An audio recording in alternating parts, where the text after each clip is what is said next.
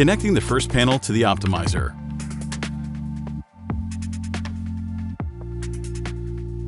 The next step is to connect the panel to the optimizer. We recommend that the installation is carried out by 3 people. 2 persons simultaneously tilt the panel aside while preventing it from slipping. The third person connects the conductors. The optimizer has 2 types of conductors. The shorter ones are used to connect to the panel. The longer ones interconnect the optimizers. It is necessary to connect both shorter conductors, plus and minus, to the panel. The type of connectors used in the conductors forces their correct connection. The final step is to fasten the conductors to the brackets using zip ties and to tension them so that they do not lie loose in contact with the roof membrane. Next, hook up the connectors routed along the support profiles to the profile using dedicated clips. This is a universal principle that we apply throughout the whole cabling process.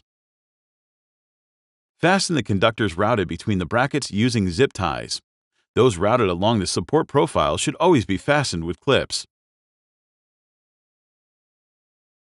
Once the panel has been correctly connected to the optimizer, you are left with 2 free conductors, which are used to interconnect the optimizers. Wind up the first outermost conductor in a figure of 8 and fasten it under the support profile with a clip. Then connect it to the conductor coming from the upper edge of the roof. That is, the conductor leading to the switchboard, and connect it to the profile with clips as before. Route the second conductor downwards towards the lower optimizer. Fasten it with clips to the support profiles as you did before. At this stage, do not interconnect the optimizers. Remember that the panel must be connected to the optimizer first.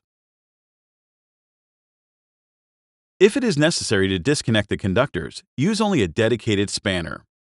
An attempt to disconnect the conductors without a spanner may cause the connections to be destroyed. Once all the conductors are connected, put the panel on the support profiles.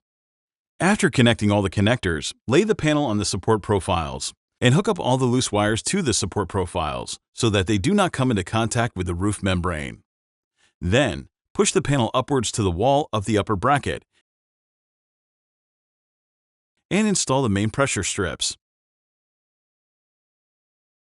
The strips should protrude about 2 centimeters beyond the lower edge of the panel. They are laid in an overlapping pattern, just like the panels. Pre-screw the pressure strips in several places, using self-tapping screws to screw on the strips. These screws are designed in such a way that they can be drilled into an aluminum profile. Note: always screw in the self-tapping screws with a low torque, as using a higher torque may result in a faulty connection of elements.